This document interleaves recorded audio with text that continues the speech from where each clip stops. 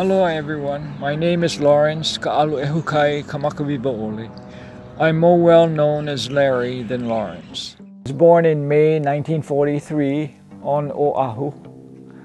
I was raised in Palama before the freeway came in, catty corner to Palama settlement, on my grandmother's quarter-acre lot. My parents, Charles Kamakawiwo'ole, my mother, Winona Kinolau Kamakawiwo'ole. Palama at that time was a very mixed racially and ethnic community. There were Japanese, Chinese, Filipino, Samoan, Korean, Portuguese, Puerto Rican, blacks, and Native Hawaiian. I went to Lanakila Elementary School, Likelike Elementary School. I entered Kamehameha in the 7th grade. I graduated in 1961.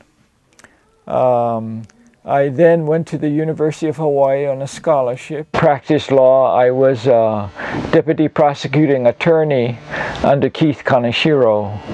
And after that, I went to the Public Utilities Office and ended my career at the Department of Commerce and Consumer Affairs. In Palama, it was a tight-knit community. We pretty much knew each other. My family owned a huge quarter-acre lot. We raised chickens for food. My grandmother pounded taro and delivered taro poi in the community. We had a lot of pigeons. A lot of people had pigeons as hobbies. And we had about 15 dogs. So, you know, it was a fun place. We moved out of Palama because of the eminent domain. The freeway was coming in. So we moved to Lower Aleva Heights, where Natsunoya Tea House is, where my father bought small 5,000 square feet home and lot. My father's biological name is Harbottle.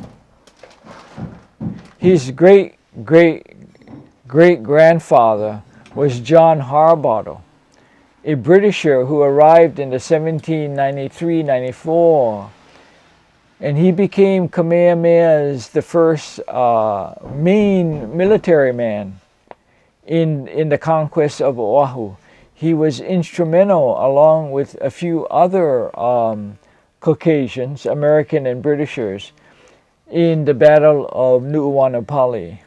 And my great-great-great-grandfather was an expert British military man, so he was well in advance on rifles and cannons. And because of his military expertise, Kamehameha was able to conquer this island of Oahu. You cannot compare his military weapons to spears, which is really what the other tribal leaders had. After the conquest of Oahu, which pretty much consolidated the Hawaiian Islands except for Kauai, my grandfather married Kamehameha the First Hanai granddaughter. He gave his granddaughter to my great-great-great-grandfather, and they were married, and that started the Harbottle family, which today is one of the largest Hapahaole families here. Nainoa Thompson is a Harbottle, married Thompson. My dad was Hanai by the Kamakawiwo'ole family. His mother, Hanai mother, was his biological father's sister, Sarah Haku'ole. She married a Kamakawiwo'ole. They Hanai'd my father when he was 2 weeks old. They gave him the name William Charles Kamakawiwo'ole. He graduated from Kamehameha in 1931 He went through his early life thinking that his name was Kamakawiwo'ole until he decided to get married. And he and my mother went to the city and county office downtown for their marriage paperwork. And the city official told him that's not his name. He cannot get married under Kamakawiwo'ole. And my dad said, I'm not a Hawai'i. I'm a Kamakawiwo'ole. He said, you can't get married under that name. So he legalized his name to Kamakawiwo'ole because his parents supported him, grew up, sent him to Kamehameha and all that. So he became a Kamakawiwo'ole. He told my 3 brothers and myself and my sister, if you want to change your name to Harbado, because that is your name, and none of us did. I was brought up in a middle-class family, conservative, status quo, like a lot of young people of every ethnic group. And when I was at Kamehameha, Kamehameha was a missionary white school. Kamehameha was created by Bishop and his wife Pauahi to assimilate Native Hawaiian children into the white culture. So you couldn't speak Hawaiian on campus. If you were caught speaking, you were physically punished by the administration. You only spoke English. Everything was in English. This is the assimilation, acculturation process to make everybody, no matter what color you were, white, Americans. There were 3 sections. You had a technical section, police officers, firemen, agriculture, and all of that. You had a commercial section, business, but not business owner. You were typists, you were clerical, you were the people really on the bottom of the managerial scale. All of the companies at that time were run by whites. Then eventually, when the Asians came here, they were run by Asians, Japanese, Chinese, Koreans, and whites. Only out of the 120, there was a boys' school and a girls' school, Kamehameha. There were 125 in my graduating senior class. 25 of us were in college prep. We were the top academically. Myself, President Mike Chun, President Julian Ako, Jan Dill, entrepreneur, and myself, we were college prone, and we took all college prone classes. Most of my classmates were in vocational education, welding, agriculture, and the others were in commercial business. It was not until I went to the University of Hawaii, really my sophomore year, I was 19. My politics before then was pretty much American. You do as you're told, you don't speak up, you don't argue with people in positions of authority. So you don't argue with police officers, high school teachers, and college students. You obey the law. You're a good American. That was my background, and I think a lot of my classmates' backgrounds were there. In my sophomore year, I took this course called Religion 151, The Meaning of Existence. It was not a required course, but very popular. And it was taught by a German theologian by the name of Friedrich Seifert from Hamburg, West Germany at the time. He was an extensionalist. He was very progressive. He was pretty much anti-establishment. And so in his class, he taught it.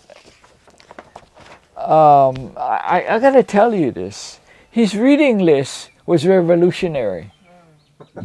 Frantz Fanon was the French-Algerian fighter against the French in Algeria. He was a black writer. and he was a leader of the decolonization struggle at that time, before World War II. He wrote this book, Wretched of the Earth. Very popular at the time, very revolutionary. Albert Camus, French philosopher, author, journalist. His book, The Fall, The Stranger, The Plague, The Rebel, The Myth of Sisyphus, were all very books that shaped my thinking and eventually my life.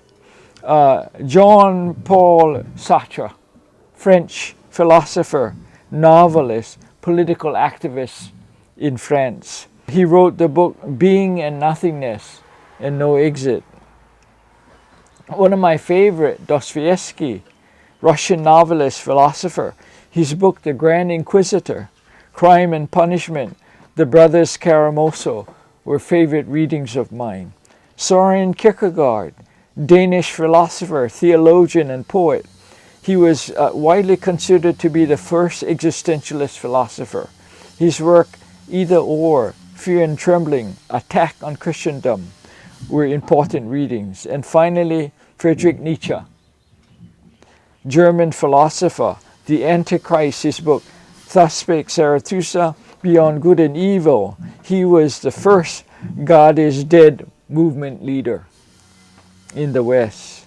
Because of my classes with Fritz Seifert, and because of his lectures, and because his reading list, I decided to go into religion, to teach religion, not in a ministry, to teach secondary religion, not at the university, because I felt I had to get young people earlier, as early as possible, to influence them. So I decided to go into religion. I majored in religion. Mitsuoki and Fritz Seifert were my two major professors. And then Fritz Seifert told me, if you're interested in teaching religion, then you should go to the Pacific School of Religion in Berkeley. And so I applied to what is called PSR, Pacific School of Religion, and I got admitted. And in 1966, I went to Berkeley. As you may know, the 60s, Berkeley was on fire. San Francisco was burning. When I got to Berkeley, the hippies, the love generation, was in full bloom. They had this big People's Park, not People's Park, but in San Francisco State Park, the Love-In. Thousands and thousands of people came from all over the country, and I was there. To the east was the founding of the Black Panther Party. They got founded not in New York, not in Wisconsin, but in Oakland. Bobby Seale and Huey Newton were the leaders, and they were right across from us in Berkeley. The People's Park. The city government of Berkeley wanted to tear down a park and put up a parking lot. Big movement. We stopped that. We stopped that. Big movement across the Bay Area. Pacific School was located on the north end of the Berkeley campus. It was called Holy Hill. And on Holy Hill there were 10 seminaries. Roman Catholic, Protestant, Jewish, Buddhist temples, you name it. And so we had, in the 10 seminary, we also had a Third World Liberation movement to open up the seminaries to schools. And I was a member of the Pacific School of Religion, Third World Liberation Front. So, when I graduated from Pacific School of Religion, and when I was a member of the Third World Liberation Front at Pacific School, where we confronted the administration to open up, to get more money for minority students into the seminary, to get more minority professors on the faculty, and to get more scholarship money. We were successful, Harry, Carmen, myself, and many others, in getting all of that open up to the administration. I was on my way to Puerto Rico to teach at a high school in San Juan. When Fritz Seifert called me at the dorms and said, hey, I need a teaching assistant for 151. Well, 151 was the course that changed my life. I said, I'm coming home. I came home to join him and myself and Dave Panasic, who also got his Master of Divinity degree from PSR. We were Fritz Seifert's teaching assistant. And it was that class working with Fritz. And Fritz taught us as equal. We graded the papers, not Fritz. We gave the students their grades, not Fritz. And so because of that, I then started all what I learned at PSR and under Fritz, all of the readings I did and more, I then had that on my reading list. And man, these young people, these 18 and 19-year-old honor students included classes, I then turned them on. At the same time, I was on the board of directors of Youth Action. Youth Action is a predecessor to the Hawaii's People's Fund. John Whittick, founder of Youth Action, was chairperson on the board of directors. Under the board of directors were all of the who in the movement, the who, you know, Larry Jones, you name it, you know, Randy Kalahiki, you know, all of these people were there. And myself, and one night at the regular monthly meeting at Church of Crossroads, Whittick told me, Larry, I want you to go to Kalama Valley. I want you to see what kind of help they needed, the families, and if we could help them financially. And he said, there's a meeting. SCS is having a meeting. George Sarant, George Hudis, Noel Kent, and them. SCS was having a meeting because SCS were already there helping families, you know, whatever needs they help. So he said, there's a meeting, a couple of nights. So I went up. After the meeting, I met with, there were about 6 residents. At the time, there were about 35 residents who were still there. And I met with them. I introduced myself. I told them, Youth Action wants to help you. And they said, the kind of help we need is not money. It's not relocation cost. We want to stay. Can Youth Action help us stay? We don't plan to move. We love our community. We love our neighbors. A lot of people moved out because it happened, you know, 2-3 years ago. They told me there were about 500 families in that valley. Most of them moved out. So I told them, no promises. I'll go back. The next day I called John Whittick. I said, can you give me names of community organizers? People who are fighters against the establishment, against the Bishop Estate. Bishop Estate owned the land, the largest private landowner of the time. And mind you, Bishop Estate was a panacea for Native Hawaiian children. You go, it was like the Harvard of high school. You go, that was your hope, to get out of poverty, to get out of, you know, low-income areas, to get out of housing. They were the landowners. And that's who we were fighting. Hey, we were not radicals from the mainland. Haoles, long-haired, moving here. We were Kamehameha alumni. Oh, After 100 years of silence and support from the Hawaiian community, Pete Thompson, the class of 67, Joy Ahn, the class of 54, Soli Niheo, the class of 60, Larry Kamakawiwo'ole, the class of 61, John Furman, the class of 66. Kimo was also, well, he didn't grad, but he was... Kimo went there and then moved away. The Bishop Estate trustees, for the first time in their lives, for the first time in the history of that institution, they were coming up against their own good and industrious men and women. So you must have felt some kind of conflict, or was did you feel some kind of turmoil? Because, you know, Kamehameha had nurtured you, right? And, you know, it educated you, it sent you to school, university, and then now, And Berkeley changed my mind. Okay. That really, if you had any city in any state that was the headquarters for the Third World Movement, it was Berkeley, not New York, not Wisconsin. It was Berkeley.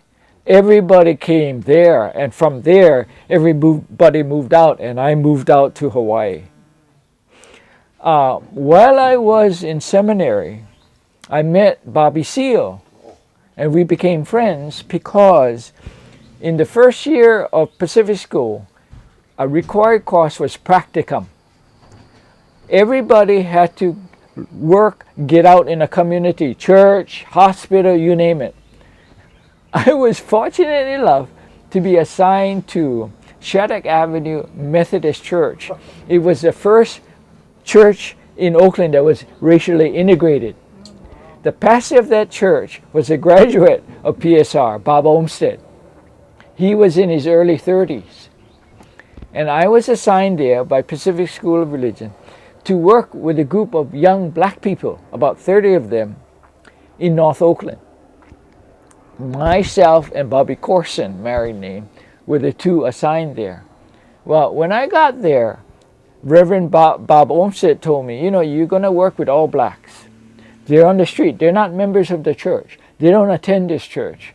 But I have recreational facilities. I have a basketball gym. Yeah. So he organized these young people, took them off the streets, and brought them into the recreational center. None of them went to his church. Yeah. The first meeting we had with them Sunday evening, and we met, they had on their agenda, their program for the year, Bobby Seale, the Black Panthers. And I thought, oh boy. And you knew him, who he was? I heard of him. Oh, yeah. Heard of him. Of course, living in Berkeley, you know all the movement.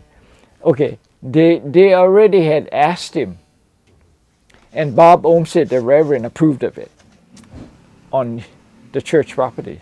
He was going to lecture them for 1 year on black history, the black movement, and white oppression on black people. Well, okay. I remember that church. Okay. The first Sunday evening, we were upstairs. It was on the second floor. It was a large room. The kids were all excited, the young people. They were all excited. And finally, walking up the stairs, all of a sudden, there was this .45 pistol flying across the room. He threw it across the room. With the Bobby Seale. Yeah. And he walked up in his black beret, his pistol, his weapon on the ground. And he said to all of us, I'm Bobby Seale. I'm a member of the Black Panther Party. He picked up his weapon, put it in his holster. He sat down and he started lecturing. We were all brainwashed, man. Not so much the young people, but me and Bobby, And he talked about black oppression in Oakland, black oppression in Northern California, black oppression in New York, black oppression in all 49 states,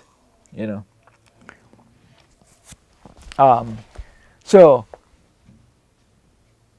after the lecture, I got to know him and talk to him. As the year went on, he started asking about paradise. He said, is it really paradise? There is no paradise on earth.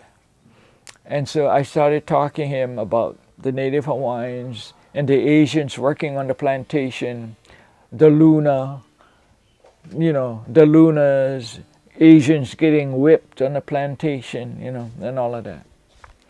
And so he said, okay, after 1 year, the last time we met with the young people, I went to his office to say goodbye to him. And he said to me, bro. We say bra. They say bro. He said, bro, Larry, I want you to go home and cause hell. I want you to turn that place upside down because your people are suffering like my people. There is no difference. So I graduated, I came home, I went into the valley. John Whittick gave me 12 names. 12 names. I called the 12 people. They all said yes, they were interested, because I told them this is occupation. You see, before Kokua Kalama Committee, which became Kokua Hawaii, people went in. They were the early warriors. They occupied the abandoned building, but they were arrested. They were taking off. They were taking off the property down to district court. Kalani'ohelo and Ray Katania and Pete, they were in the valley, but they went in as individuals. They did not go in as an organization to resist. They went in and they came out. We went in and we lived there. We weren't coming out. They had to come get us. Okay, that's the difference. I told the 12 people that I called, this is different. We're an organization. We became, thanks to Dwight Yoshimoto, a 401c, nonprofit. We're a nonprofit. We were registered with the state of Hawaii. I said, we are an organization. We are here to reoccupy and resist. We are here to be with the residents. You know, we're not going home. They're going to have to come get us. That's the big difference. So I called Pete Thompson, Kehao Lee, Claire Shimabukuro, Randy Suzuki, John Furman, Soli Niheo, Joy An, Mervyn Chang, Mary Choi, Joy Ibarra, Renee Kajikawa, Charles Kim, Ohelo, Dana Ray Park, Gene Parker, and Dwight Yoshimoto were the 12. So they are already racially mixed, already economically mixed. I didn't come from a poverty background. I came from a middle-class background and into academia. Kalani's background was housing, Kamehameha housing in Kalihi, and then Palolo housing. Dwight Yoshimoto, Claire, you know, they were Damon track people, you know, and all of that. So we, you know, Mary Choi, whose husband was a very prominent physician, Duke Choi. Yeah, I mean, so we ran the gamut. You know, from rich to poor, everything in between, from highly professional to tradespeople working with the unit, we ran the gamut. I told the group that we're going to go in 24/7. We're going to organize the valley. We're going to put in latrines. We're going to build an outdoor kitchen. We're going to bring bunk beds into the abandoned homes. The abandoned homes became homes for us. We're going to go out and get as much community support as we could. Church of the Crossroads, the Quakers, the Friends, the Quakers. Many organizations came in to help. We're going to really rebuild this community. And that's what we did. We're going to have a guard shack at the front. We're going to monitor every car that come in. No alcohol, no drugs can enter the valley. We're going to have people who headed our communications, everything that goes out to the media. Lyndon Park was head of communications. We're going to have a defense system at the gate, watching all over the valley. Kalani'ohelo and Ed Ching headed that up, you know.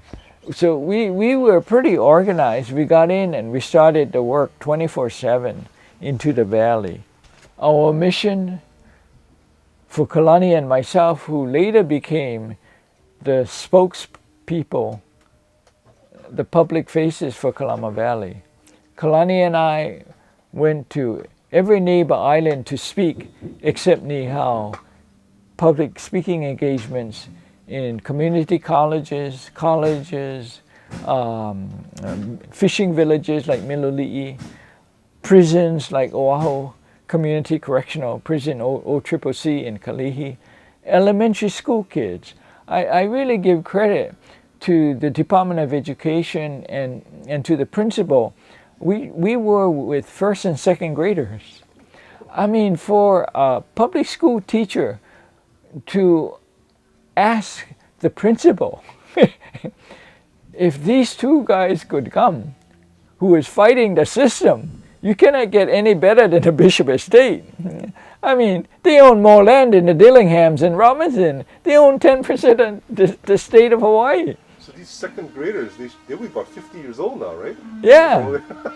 These are 5 and 6 and 7 year old. Hey, we went into the classroom and Kalani, like I said, at his celebration of life, he sat on the floor. He didn't sit up on a chair and look down at them.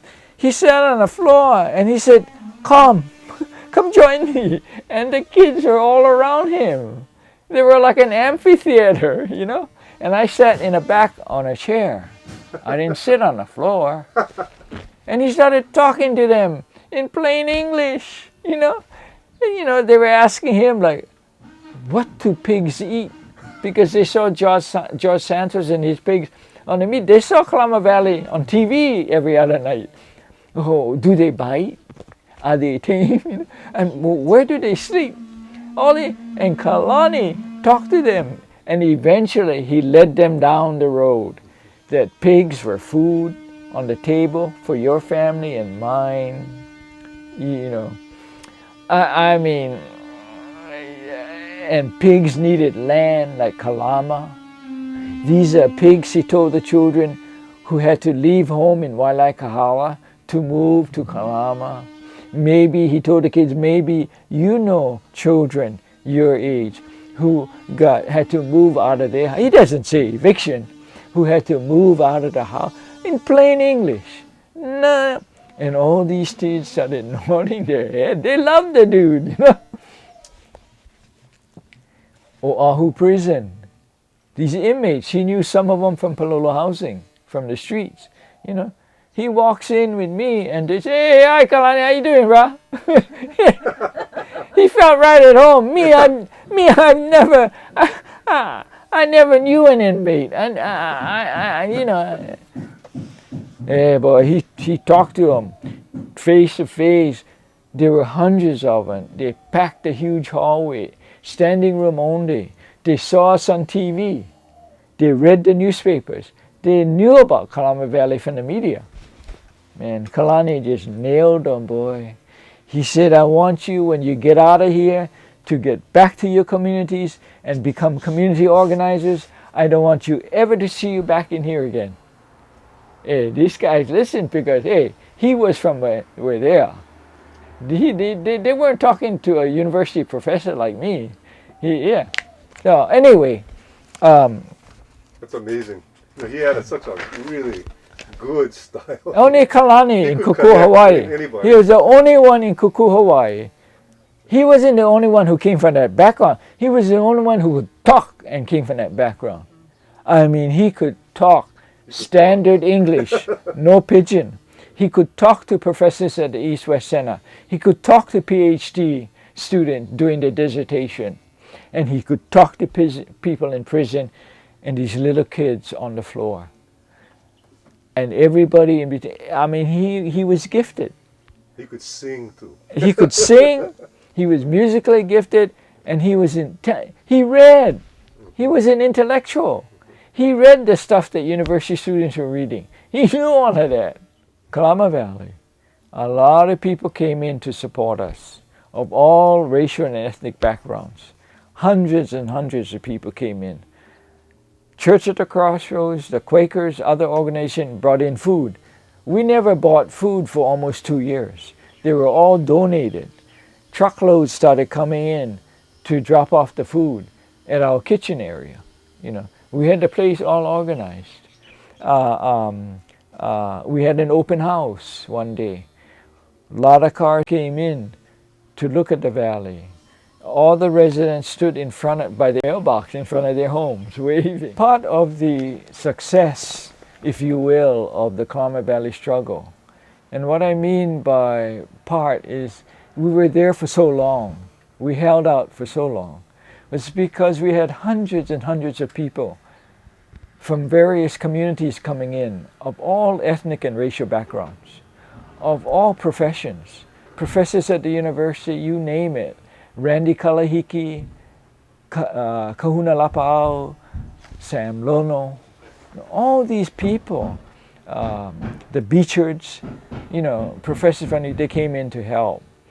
And so before Kalani and I started getting on the airplane, and we were out of the valley for a long time. You know, we just went. My first job really was working with the residents, approximately 35 residents. So I used to meet with them in their homes and talk about, educate them about why we were there, what was our purpose, and briefly about the history of evictions, which they were very familiar with because a lot of these families were evicted from Wailaikahala. Some of them came from Makaha and Waianae and Anakuli. They had to keep moving because of development. And so, you know, I talked to them every morning, you know, before I went to teach my classes at the university. What happened when Kalani and I left the valley and we were gone for long periods of time, I lost touch with the residents and nobody took my place. Nobody organized the residents. They were organizing people in the valley. They were working with the media, the newspaper, television people, and the residents were left on their own. And I think at the point of arrest, I think there were only about 5 families left. The rest of them moved out. I think they felt left out, like isolated. Moose Louie and George Santos and the Poi Pois and a few others. Not many, about 5 maybe. They moved out, and I knew I told Kalani, but they felt left out. Because when Kalani and Mauni Keala went to the mainland to meet with the Black Panthers and the Young Lords, the Puerto Rican group, and meet in conferences and share the Kalama Valley struggle and Hawaii with them, you know, they came back. They were gone for about a month, and they were radicalized. And they started wearing brown berets, you know. Kokua Hawaii became a more militant group. And what I think that did was that alienated the families because they couldn't relate to that. I mean, that's not their experience. That's not their background. And so I told Kalani, I didn't tell the group that. I said, you know, Kalani, I think we lost the family. And you know what? That's why we're here. If it weren't for the family, I wouldn't be in the valley. There were people living there, you know, and I think we lost them. That's okay. We had to move on. I mean, it's not okay, but there's nothing I could do, you know. Let me tell you something. Gary Kubota asked me the question, what was your goal in the Kalama Valley struggle? My goal was this: occupation, resistance, and development. My goal was not occupation, resistance, and arrest. I was not in the valley to get arrested. I was in the valley to eventually develop the valley so that the residents could remain there. So I was the chief negotiator, but I never went alone. I took Kalani sometimes, I took Soli sometimes. Given my goals of occupation of Kalama Valley, resistance against the Bishop Estate and their friends, and development, what I did was later on in the struggle, the Kokua Hawaii met regularly and as needed, and all residents were invited to attend, and Black Richards, who lived there, became a member of Kokua Hawaii. I talked to Kokua Hawaii about development, and I told them that what we should do is, with the residents, draft a community, a valley of schools, restaurants, playgrounds, homes for the families. And what I said, I invited them to come up and on a lay persons to draft that. After the meeting, they came up and they started on this piece of paper. And I said, I need somebody to do the blueprints. And one person in Kokua Hawaii said, I don't know whether it was solely, said, John Waihe. I didn't know who he was. You know, John Waihe was an urban planner at Model Cities in Mapunapuna. The person, a member told me, this is his number, call him. Ask him to do the blueprint. And I called him, and he did it. Kalani and I went to his office at Model Cities in Mapunapuna and met with him. He was a draft person. This was 1970, 71. And he did the blueprints. 2 big rolls. Kalani and I went to pick it up. Unfortunately, I don't know what happened to them. I really wasn't thinking future, so I didn't hold on to them. That was a blueprint for Kalama Valley. Yeah, the whole valley, schools, yeah. With the residents staying, right? Wow.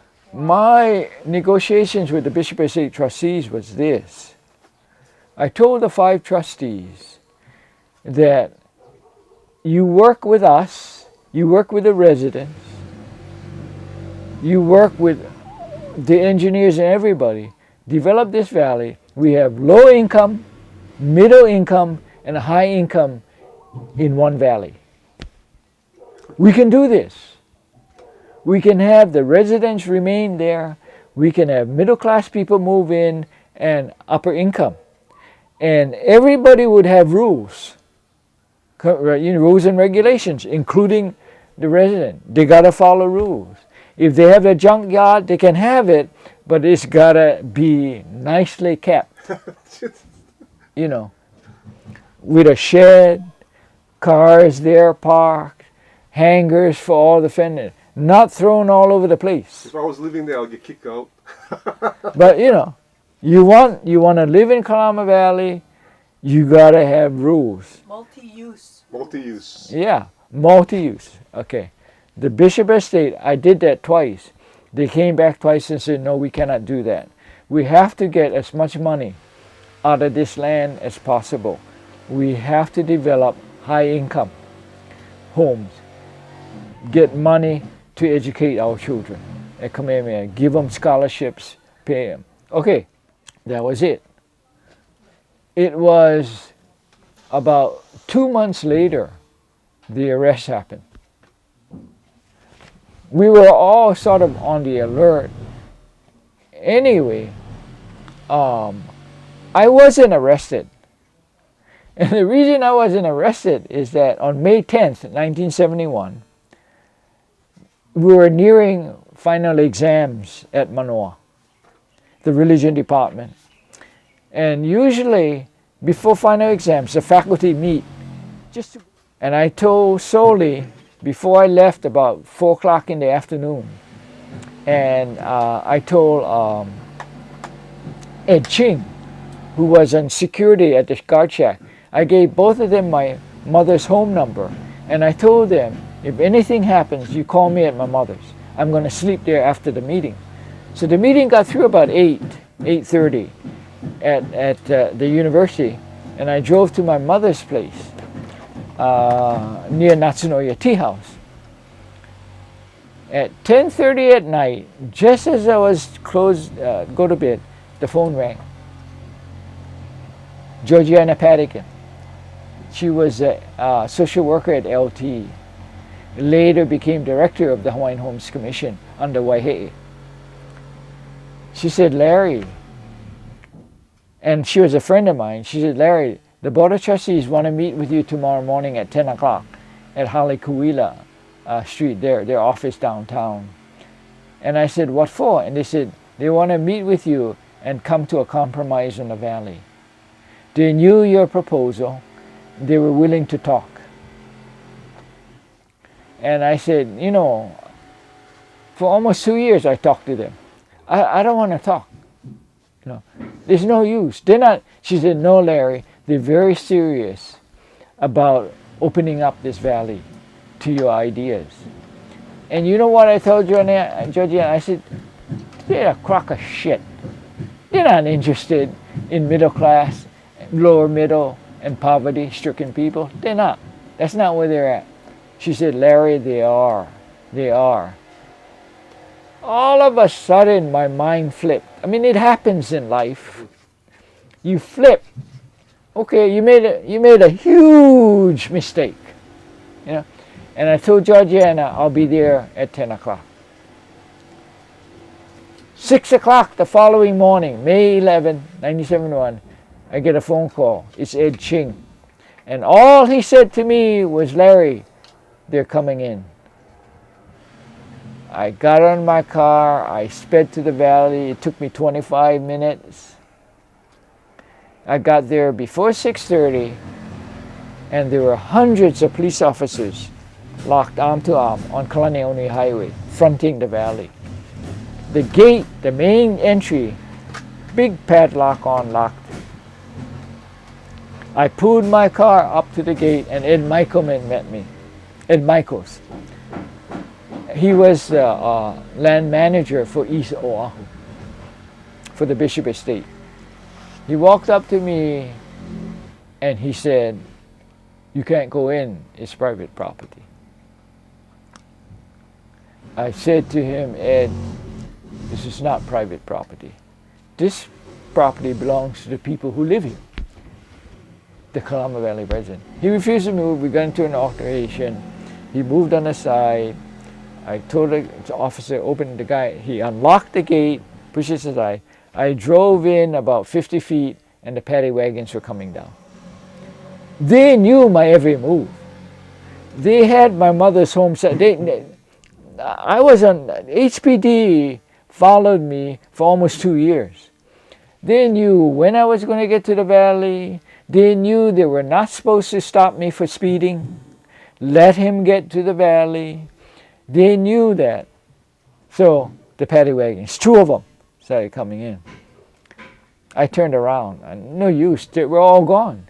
Had they been on the roof or in the front, I would have gone right up, and it may have been a new day. But well, they tried to separate you, the leadership, right. from the... They didn't want, they knew I was out of the valley. Let's get into the valley when he's not there. I asked Gil Johnson to represent the 16 members of Kokua Hawaii, because I think the other people had their own attorneys, I think, and whoever else wanted. Went to district court. We lost on simple trespassing, 30 days, good behavior, whatever. They pled not guilty, of course. Then it went to circuit, and I asked Herb Takahashi to represent Kokua Hawaii, and that he did. And we won there. The case was dismissed. And so that was the Kalama Valley struggle. Even though we got there late, if we had gotten there when there were 500 families, that might have been different to occupy it. There may have been more than 35 families who wanted to stay. But we didn't. I still felt, and Kokua Hawaii still felt, and many of our supporters who came in, and the remaining, that we had to take a stand. We couldn't leave like our predecessors left for 100 years and let Bishop Estate and all private landowners go on their merry way and create this huge Disneyland on all the island. Because that's what they're doing. Yeah. We were in Kona, the 3 of us. Gary, Merle, and I. And all these signs, development, keep out, no trespassing. They're going to put all these multi-million-dollar homes on this beautiful island overlooking the Pacific. That was the last valley on Oahu. They are here to create a playground. They are here to kick out your children and grandchildren, to move to Arizona, to Oregon, to Washington, to Texas, to Utah, to Idaho. Move out. This is not for you anymore. You go where the other poor people and middle-class struggling people are living. This is for us. We had to take a stand, and we did, because coming out of this valley, and with the assistance of Kokua Hawaii members, they went out into all of the communities, Hikina Lane, Chinatown, Waihole Waikane, you name it. All of the struggles on all islands came out of Kalama Valley. They went to help the leaders in those. There were struggles that were already occurring before us. But the advantage we had was we had the media. The media's attention. Everybody, all of the television stations, the 2 daily papers, the media on the mainland. We were in Rolling Stones. We were on the cover of Rolling Stones magazine article. We were in Time magazine. We were in Newsweek. We were on all the major, people did their PhD dissertations on the valley. People wrote books on the valley. Haunani K. Trask in 1967 wrote the first major article on the Kalama Valley struggle in 1976. And she said 76, right? The Kalama Valley struggle was the beginning of the Hawaiian Renaissance. There was no hokulea. There was no Office of Hawaiian Affairs. The only thing they had was Hawaiian homes and Hawaiian civic clubs. These were, Hawaiian civic clubs were pretty much status quo, The Kamehameha alumni were brought up to no cause waves, do as you're told, do not question people of authority. If they say you gotta move, you just pick up your stuff and you move. There was nothing wrong with it. It was legally right. Kalama Valley was a moral position. It was immoral to move the families there. The Bishop Estate, the largest private landowner estate, for me and for Kokua Hawaii and for members and all of our supporters who came in, it was a moral obligation on the largest private landowner to open up some of their lands to people who were not wealthy. It's a moral obligation, not a legal one.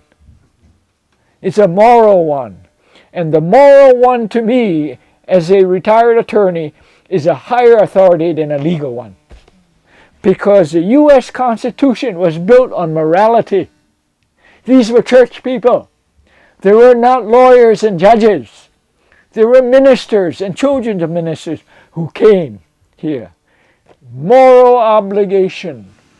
And when they sold out to the capitalists from Europe, when they sold out their moral beliefs and became capitalists, then money controlled. Not God anymore.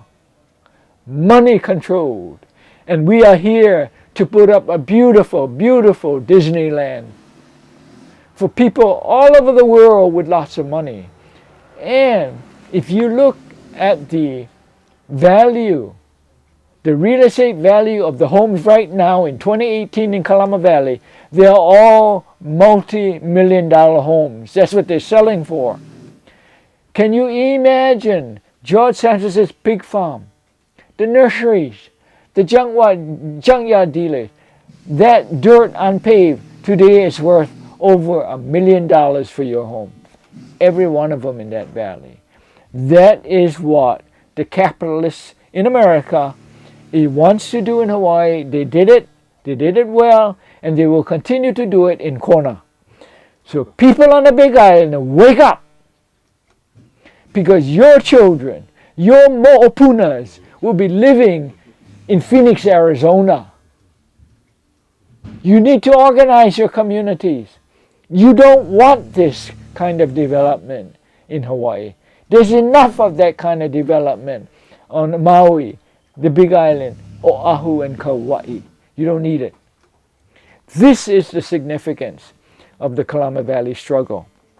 This is the importance of the Kalama Valley struggle. Not a bunch of radicals, not a bunch of mainlanders, but leaders who were educated at Kamehameha, the Harvard of the high schools in Hawaii. And we came back because I tell you what, we became good and industrious revolutionary men and women, not what they wanted to educate. And that will never change, because the children of Pete Thompson, Travis Thompson, is now organizing at Manoa.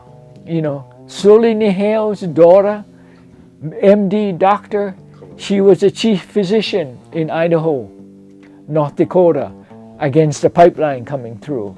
And she today serves Hawaiians from Waianae to Waimanalo.